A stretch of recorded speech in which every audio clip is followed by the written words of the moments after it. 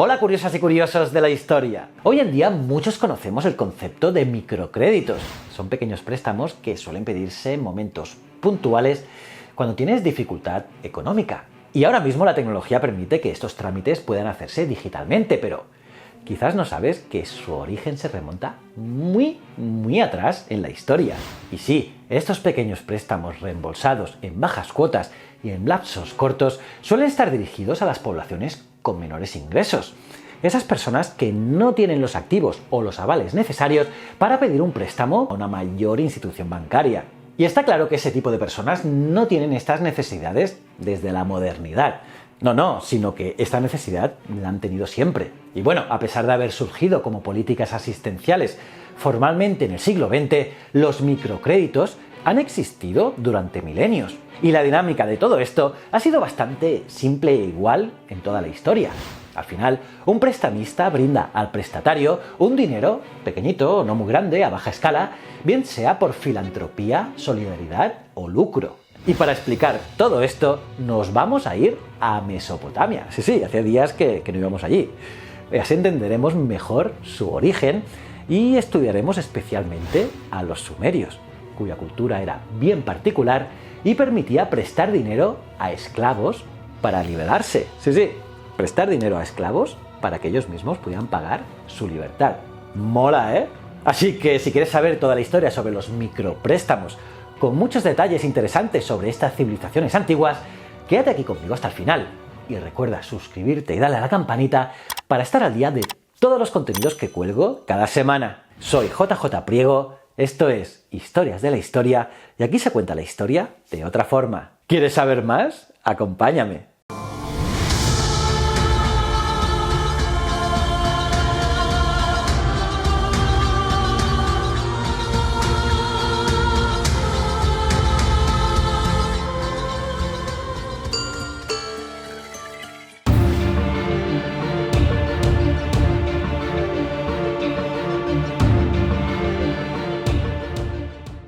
Hace más de 3000 años había una civilización guerrera y esclavista en Mesopotamia.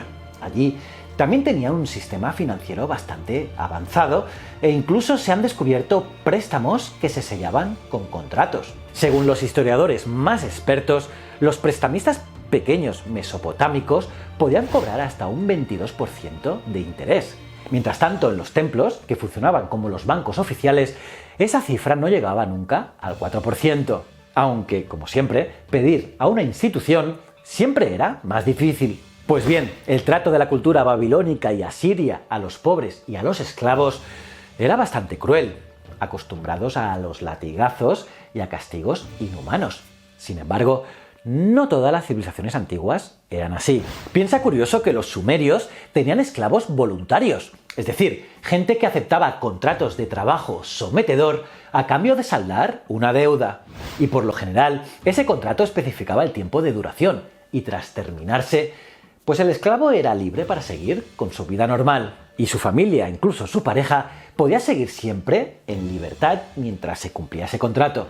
Los cabezas negras, como se les conocía, no eran fanáticos de tener esclavos. Y no es que fueran unos santos, no, porque también despellejaban y empalaban a sus enemigos, sino que lo hacían por algo más práctico. Y es que al final, al esclavo hay que mantenerlo, darle de comer, darle techo, curar sus enfermedades y muchas cosas más. Y todo aquello representaba un gasto que los sumerios, siempre pero que muy pragmáticos, no querían asumir.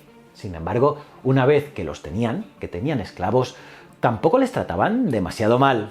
Y es que se han conservado tablillas donde se especifican las raciones de comida para los trabajadores de templos o palacios, y al parecer los esclavos recibían lo mismo. Y sí, era una alimentación monótona.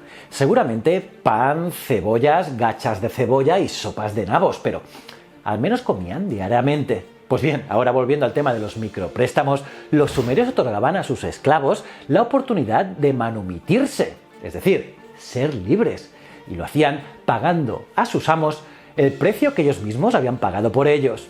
Alucina mandarinas. Pero, ¿cómo lo hacían?, te preguntarás. Pues normalmente lo hacían con dinero prestado. Pues sí, los esclavos debían ir a esos prestamistas, de los que ya os he hablado, que tenían unos intereses altísimos. Pero bueno, al menos podían ser libres. Por cierto, también era habitual otorgar la libertad a concubinas. Piensa que una mujer sumeria, harta de tener hijos, podía regalarle al marido una concubina. Además, los hijos de la esclava eran libres y tenían todos los derechos de herencia, con lo que se producía la situación de que un heredero podía tener una madre esclava. Pero para evitar eso, era normal que se les diese la libertad. Abraham, que era de Ur y conocía esa costumbre, debió olvidarse de ella cuando no quiso dar la libertad a la esclava egipcia Agar. Y por eso luego algunos lectores de la Biblia se preguntan por qué Ismael estaba todo el día tan enfadado. Pero bueno, eso es otra historia. Ah, por cierto, también había matrimonios entre esclavos y personas libres sin ningún tipo de problema. Aunque claro, era una relación complicada porque el esclavo no puede salir del trabajo cuando le dé la gana. Y curiosamente, en la época neosumeria, el rey Ur-Nammu decretó que los hijos de esas parejas esclavo, no esclavo, eran libres. Los hijos eran libres. Eso sí, excepto el primero, que se quedaba con el amo como forma de compensación. Aunque claro, también podía ofrecerse un pago para evitar aquello. Por cierto, a los esclavos que conseguían su libertad, se les leía un acta en una plaza pública por un pregonero y se les cortaba el aputu, una coleta que los distinguía de los hombres libres. Mola, ¿eh? Pero bueno, las relaciones prestamistas, sin embargo, no han sido iguales en otras culturas. Y si saltamos ya al siglo XIX, por ejemplo, y en Alemania, se desarrollaron bancas comunales. Y en el año 1800, Priscilla Wakerfield inició el sistema de cajas de ahorros que atendían niños pobres.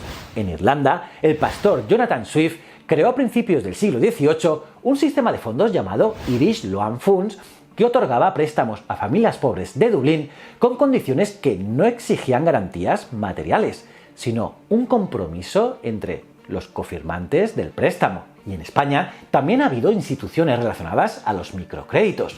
Por ejemplo, los pósitos de la Edad Media, que eran la principal institución de ahorro propia del antiguo régimen en la Corona de Castilla, que implicaba el acopio de granos, el acopio de granos para prestarlos con bajos intereses a campesinos en momentos de crisis. O los famosos Montes de Piedad de la Italia del siglo XV, que fueron una iniciativa de los franciscanos, que otorgaba préstamos prendarios sin intereses. En este ejemplo, inicialmente las cantidades prestadas y los gastos de administración provenían de limosnas y donativos que los monjes obtenían de las clases más altas. Sin embargo, eso no era suficiente y se empezaron a cobrar intereses, algo que generó críticas en la Iglesia Católica. Por cierto, en el Concilio de Letrán de 1515 se admitió la posibilidad de establecer un interés moderado a los préstamos prendarios, es decir, el préstamo de dinero a cambio de dejar un bien en prenda. Y en el Concilio de Trento, entre 1545 y 63, se proclamó el carácter benéfico de los Montes de Piedad. En las cajas de ahorro, eso de benéfico se dejó a un lado un poco y se empezó a utilizar el término entidades sin ánimo de lucro.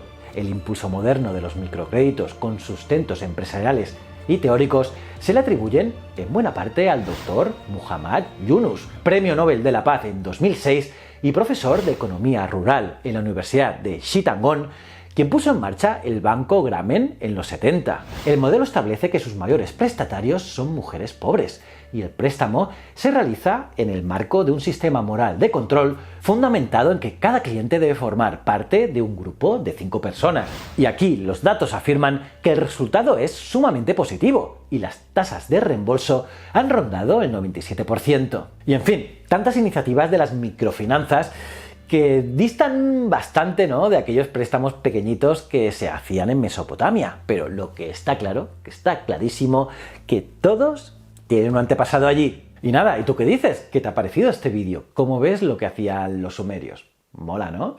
Déjame saber en los comentarios todo lo que piensas, lo leo todo. Y aparte de darle like al vídeo, suscribirte y campanita, debes mirar este vídeo aquí, que es incluso mejor que este. Y si no eres suscriptor, darle a este botón. Y estos 2 botoncitos son otros canales míos que quiero que entres, los veas y me cuentes qué tal están. Y recuerda, el conocimiento es un requisito esencial para la supervivencia. Muchísimas gracias.